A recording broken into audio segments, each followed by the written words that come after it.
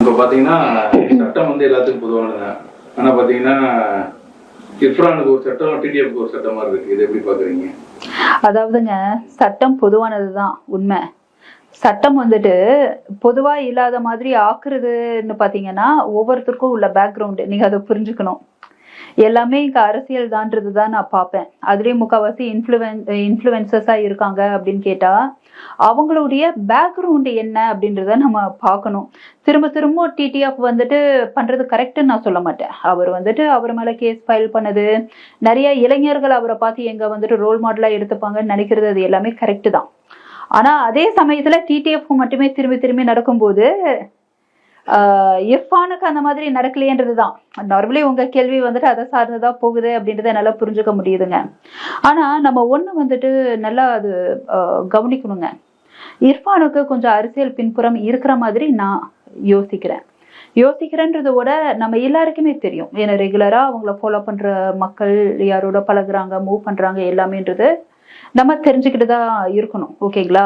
ஆனா அதனால ஒருவேளை இர்ஃபானுக்கு வந்துட்டு அவங்க மேல நடவடிக்கை எடுக்கப்படல, அதுதான் காரணமான்னு நீங்க கேட்டீங்கன்னா அதுலயும் எனக்கு ஒரு முரணான கருத்து இருக்கு. ஏன்னா நான் வந்துட்டு வெளிநாடுகள்ல பல நாடுகள்ல நான் இருந்திருக்கேன். ஒரு சின்ன எக்ஸாம்பிள் பாருங்க, இர்ஃபான் சம்பவத்துக்கே நம்ம வரலாம். இந்தியாக்குள்ளதான் ஒரு சட்டம் இருக்கு, நம்மளுடைய கரு ஆனா பெண்ணா அப்படின்றது முன்கூட்டியே தெரிஞ்சுக்க கூடாது, அதை சொல்லவும் கூடாது. சொல்றாங்க அப்படின்னா அந்த ஹாஸ்பிட்டல் லைசன்ஸ் பேன் பண்ணுவாங்க, அந்த டாக்டருடைய லைசன்ஸ் பேன் பண்ணுவாங்க. அது காரணம் என்னன்னா பெண்கள் சிசு கொலையை தடுப்பதற்காக. ஆக்சுவலி அதை மையமா கொண்டு வந்த சட்டம் தாங்க இது எல்லாமே. பல மேற்கத்திய நாடுகள்ல அந்த பிரச்சனை கிடையாது. எனக்கு தெரிஞ்சு நான் இருந்த பல நாடுகள்ல பல ஹாஸ்பிட்டல்ஸ்ல ஒருத்தர் பிரெக்னண்டா இருப்பாங்க, போவாங்க, ஒரு 3 மாசம் அது தெரியும்ல, அது ஒரு கரெக்டான டைம் அந்த ஜெண்டர் தெரியும் போது ஆண் பெண் இல்ல ட்வின்ஸா இருக்காங்க அப்படின்னா அது ஆணா பெண்ணா இல்ல ஆண் பெண்ணா அப்படின்றதெல்லாம் சொல்லக்கூடிய பழக்கம் மேற்கத்திய நாடுகள்ல இருக்கதான் செய்யுது.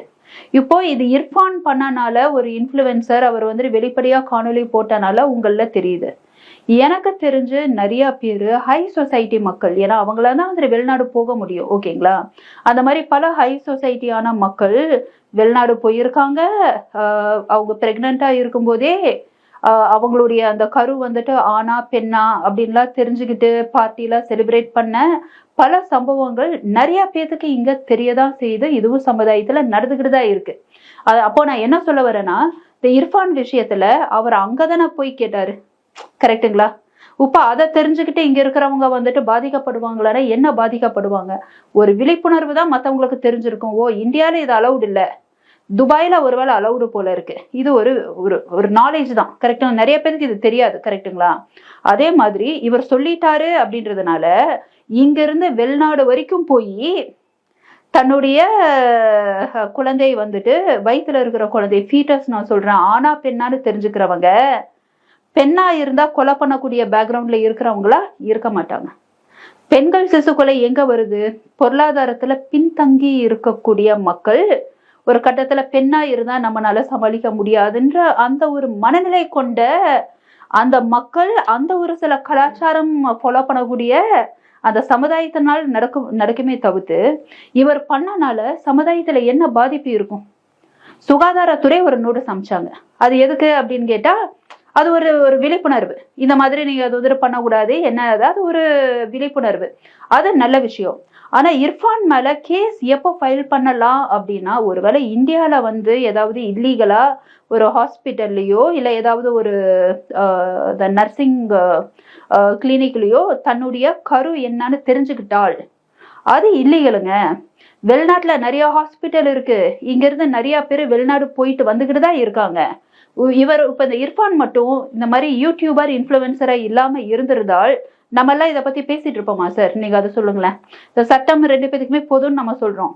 இது இர்ஃபானா இல்லாம இர்ஃபான் ஒரு சாமானியன் இந்த மாதிரி வந்துட்டு தெரிஞ்சிடுது.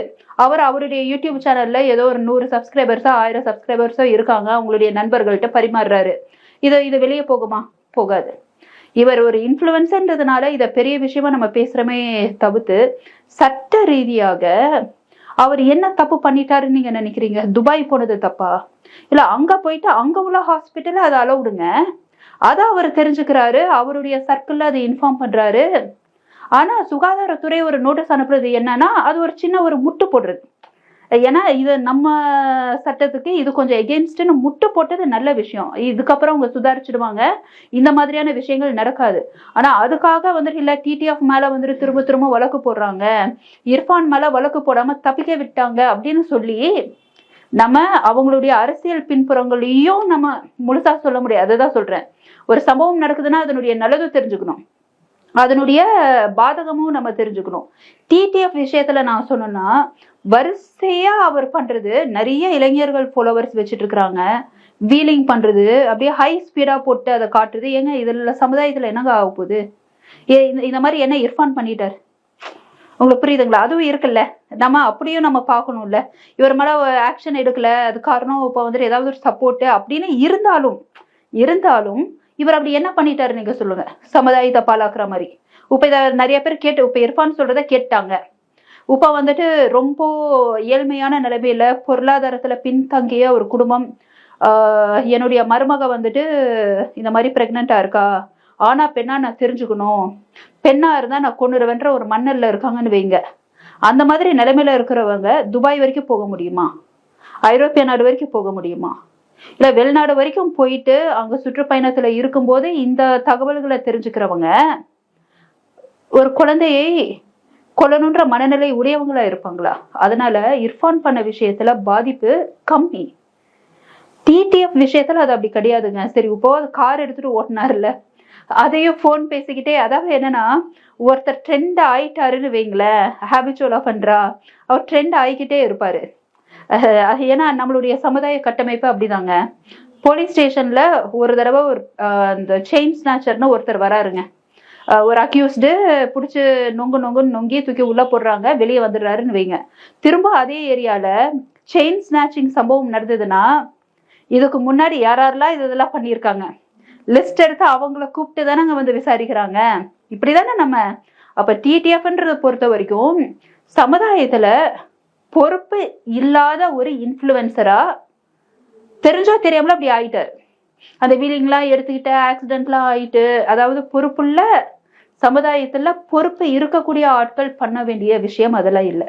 இதெல்லாம் என்னன்னா ஒரு இந்த யங்ஸ்டர்ஸ் ஸ்டண்ட்ஸ், நான் ஸ்டண்ட் காட்டுறேன், நான் வந்துட்டு கெத்து காட்டுறேன், நான் ஹீரோயிசம் காட்டுறேன், அந்த மனநல இருக்கிறவங்க இன்ஃப்ளூயன்சரா இருக்கக்கூடாது. அது எந்த டிபார்ட்மெண்ட்ல இருந்தாலும் சரி. அதனால டிடிஎஃப் திரும்ப திரும்ப பாதிக்கப்படுறாரு. சட்டம் எப்பொழுதுமே எல்லாமே பொதுவான ஒரு விஷயம் தாங்க. அதையும் மீறி ஒருத்தர் பேக்ரவுண்ட்ல இன்னொருத்தருக்கு சப்போர்ட் பண்றாங்கன்னே வைங்களேன், நியாயத்தின் அடிப்படையில பார்க்கலாம்.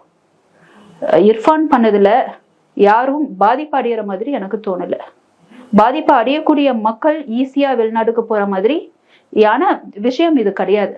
அதன் அடிப்படையில் எனக்கு தெரிஞ்சு அவர் மேல கேஸ் ஃபைல் பண்றதுக்கு முகாந்திரமே இல்லை. சுகாதாரத்துறை நோட்டீஸ் அமைச்சது கூட அது ஒரு விழிப்புணர்வு தானே தவிர்த்து எனக்கு தெரிஞ்ச எந்த முகாந்திரமும் இல்லைங்க.